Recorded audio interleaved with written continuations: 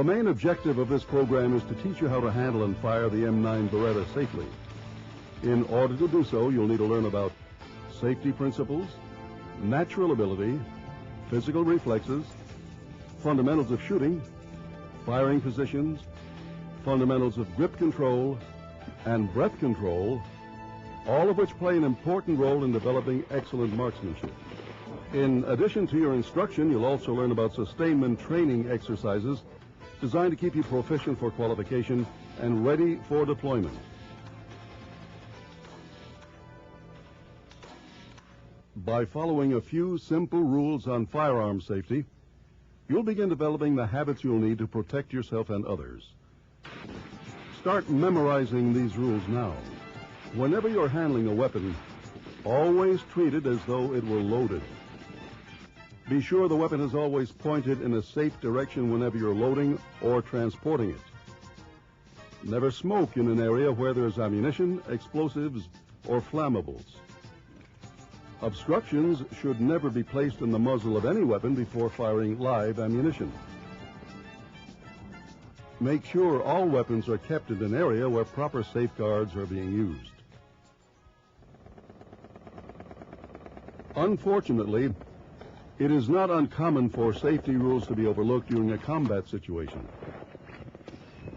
That's why it's very important that they become second nature to you if you expect to fire your M9 safely in the heat of battle. Before training starts, you need to know that you naturally possess the characteristics required to train with. This begins with your body's natural ability to coordinate your motor skills with your eyesight, to hold a weapon and point it in a specific direction. However, this still does not eliminate the need for training. No one is capable of picking up a weapon for the first time and start shooting successfully. While a person may have the ability to hold a weapon and point it at a target, he doesn't necessarily have the proper reflexes to fire it accurately. This identifies the next physical characteristic: unconditioned and conditioned reflexes. Using firearms training as an example, the difference between the two can easily be understood. An unconditioned reflex is the body's spontaneous and uncontrolled reaction to a loud or sudden noise. This is a natural response for most people, but highly undesirable in training because it limits safety and good marksmanship. To prevent this, the soldier learns to condition his reflexes so he doesn't overreact when a shot is fired or when a loud noise is heard. Now that you've discovered your ability to fire a weapon and understand the need for controlling reflexes, you're ready to learn about the fundamentals of shooting. Keep in mind that effectiveness of a firing position depends on how well you apply the following principles. First principle: always keep an eye out for available cover. There's no limit to what that means. It's any place or thing that provides adequate and immediate protection to keep you safe and allows you the support to fire your weapon with precision. Second principle: good support. As just mentioned, good support is a major consideration because it not only dictates your level of shooting performance, but also gives you a secure platform from which to aim and fire your M9 accurately. Third principle: natural head position. A steady head position is vital because it makes full use of your forward and peripheral vision when you're preparing to aim and fire at a target. Keep in mind that good support also secures a steady head position. Fourth principle: muscle relaxation. Muscle relaxation is the opposite side of the unconditioned reflex. As you learned earlier, the soldier learns to control his reflexes in order to sustain good combat posture. Therefore, if you practice muscle relaxation, you will increase your level of performance and the body's resistance to tense pressure. Now that you've learned the importance and application of these principles, you're ready to receive instruction on shooting positions. The ready position is primarily a position that allows the soldier to be prepared for any unexpected aggression and easily move into one of the appropriate firing positions. In order to assume the ready position, stand upright with your feet placed approximately shoulder width apart. Then place the upper part of the firing arm against the body with your forearm extended towards the center mass of the target at a 90-degree angle. The non-firing arm and hand is used for maintaining balance and directing soldiers. You'll become proficient at using the ready position when you practice it during training. The standing position is primarily used during training, qualification, and is an excellent firing position used in urban warfare. In order to assume the standing position, stand upright with your shoulder square to the target and feet approximately shoulder width apart. Then lean slightly forward using the two-handed grip while extending your arms towards the center of mass of the target. Leaning will help you control the recoil effect when the pistol fires. Now you're ready for aiming and firing your Beretta. You'll become proficient at using the standing position as training continues.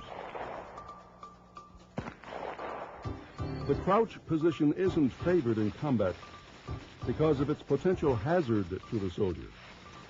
This stance is used when an enemy soldier catches him by surprise at close range and without immediate cover, such as in an open field.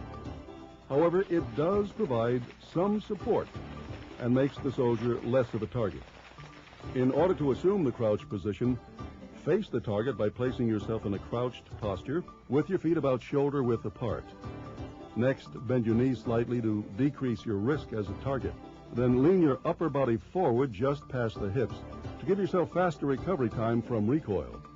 After positioning yourself, extend your arms forward using the two-handed grip. A good way to gauge yourself is to reach down and see if you can touch your knees with the non-firing hand. If you can, then you have the flexibility needed at the knees to traverse to another target. Since the body will automatically crouch in combat, it is important that you practice this stance regularly. The kneeling position, like the crouched, decreases the soldier's image, making him less of a target to shoot at.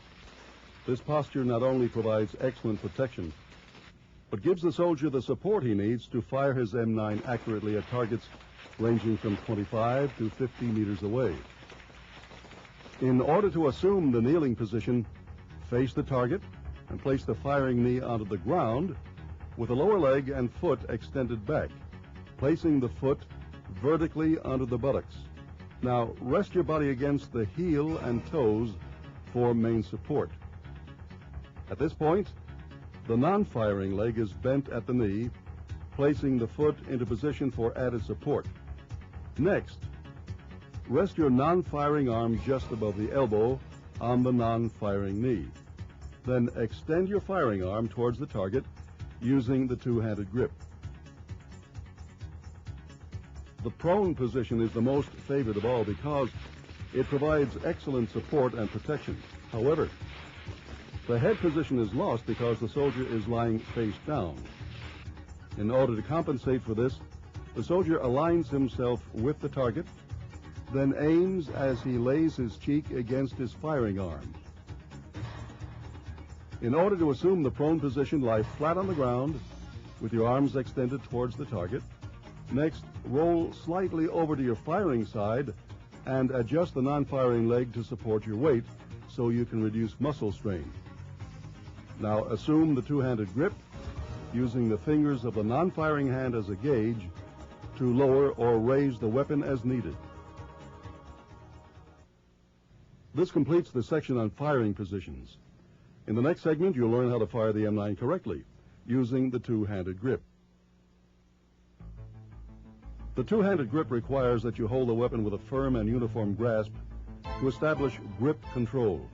This is accomplished by holding the gun with both hands and wrapping your fingers of the non-firing hand around the firing hand. The two-handed grip is the most favored because it maximizes support and develops quick firing ability. Grip control needs to be understood as a separate activity consisting of three distinct functions working simultaneously to control accuracy and promote excellent marksmanship. These functions are natural sight alignment, independent trigger finger control, and recoil control, which will be individually discussed. Sight alignment is one of the last steps before firing and requires skill. Aiming involves your natural ability to point the weapon at the target and centering it by using the front and rear sights. In order to do this, align the front sight post within the rear sight notch, keeping it centered so equal amounts of light can be seen on both sides of the front sight post, and making sure that both sights are level across their tops. Now that you've aligned the sights, aim your weapon at the center mass of the target. This allows room for error and enables you to still hit the target. Independent trigger finger control is the ability to use the trigger finger independently without disturbing the alignment or position of the weapon. Any unnecessary movement can cause an inaccurate shot. Remember, don't grip the weapon so tightly that you make it difficult for your trigger finger to work independently. Again, only hold it firmly enough so you can maintain control. Recoil control is the ability to resist the weapon's reaction to a shot being fired. If a proper grip is used, the recoil effect is greatly reduced, making it possible for more shots to be fired quickly and accurately. Breath and grip control work simultaneously to produce accurate shooting results. Since unnecessary movement is a critical factor, any means to reduce it is vital. Breath control is a means to reduce unwanted movement by increasing the respiratory pause long enough to stabilize the shooting position for an accurate shot. The respiratory pause is the period between inhaling and exhaling, and where the soldier can hold his breath for several seconds, delaying the breathing process to steady himself. After firing his weapon, he resumes normal breathing. However, in combat, the soldier won't have the time to practice effective breath control. In this situation, it's recommended that he stops his breathing at any point within the cycle to fire a quick shot. This completes the section on the fundamentals of firearms training. The last segment of the program identifies and explains the kinds of sustainment training devices in use today. These devices have many advantages. They are portable and can be easily used for indoor and outdoor shooting. They are accessible for individualized or group training. They are easily constructed and cost-effective to use. And they save time. The Quick-Fire Target Training Device, or QTTD, is the first of two sustainment training devices under discussion. The primary functions of the QTTD are for developing quick-firing technique and maintaining proficiency. The QTTD uses an E-type silhouette configuration. It's built on a 65.5-inch long board. There are 5 miniature silhouettes connected to the board by metal hinges, which are knocked down on impact. The targets are shot at from 10 feet, 15 feet, and 20 feet, using a .177 caliber air-operated pistol. This is the ideal firearm to practice with because of its light recoil and noise output. These features will enhance concentration and will raise your level of confidence as you hit each target faster and accurately. The last sustainment training device to be explained is the pencil triangulation exercise, or dry fire exercise. This device consists of nothing more than the use of a pencil and a weapon. The uniqueness of this exercise is its ability to combine grip position, sight alignment, breathing control, and trigger control into a single exercise. The objective is to teach and develop proper shooting habits. This is done by taking a piece of paper and drawing 5 dots, the size of an eraser, to be fired at while taped to a wall.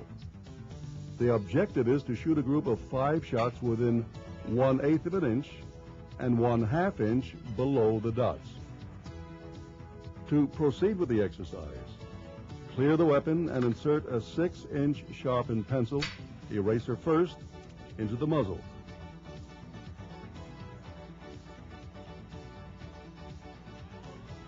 Hold the weapon point blank about 1 inch from one of the dots and fire.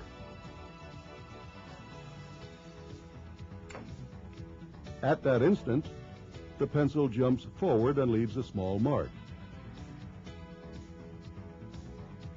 Continue to shoot until you've completed a group of 5 marks under each dot. Now you'll be able to evaluate your performance. This completes sustainment training devices and exercises. A brief discussion on field training will expose some of its pitfalls in order to substantiate the value of sustainment training exercises. However, this isn't an attempt to downgrade the importance of field training. Field training is limited in its ability to provide adequate support for qualification testing for various reasons. It's expensive because of the cost of ammunition. It's time-consuming because soldiers require a lot of supervision while training and retraining. It's subject to a backlog of people and overcrowding, hampering the quality of instruction. And a firing range is exposed to all kinds of bad weather. However, field training is important because it provides the soldier with the attention he needs to learn excellent marksmanship. Sustainment training, on the other hand, is also a valuable tool you can refer to if you need to overcome bad habits quickly. In closing, you now have the opportunity to practice what you've learned about in the fundamentals of shooting. Remember, you have the natural ability to develop excellent marksmanship if you commit yourself to developing good shooting habits by practicing body support, head position, muscle relaxation, firing positions, trigger finger control, grip control, sight alignment, breath control, conditioning reflexes, sustainment training, and most importantly, safety procedures. It won't be long until you're an expert using the M9 Beretta. Make this your goal throughout your training. 1 shot accurately delivered equals 1 kill. So make the most of it.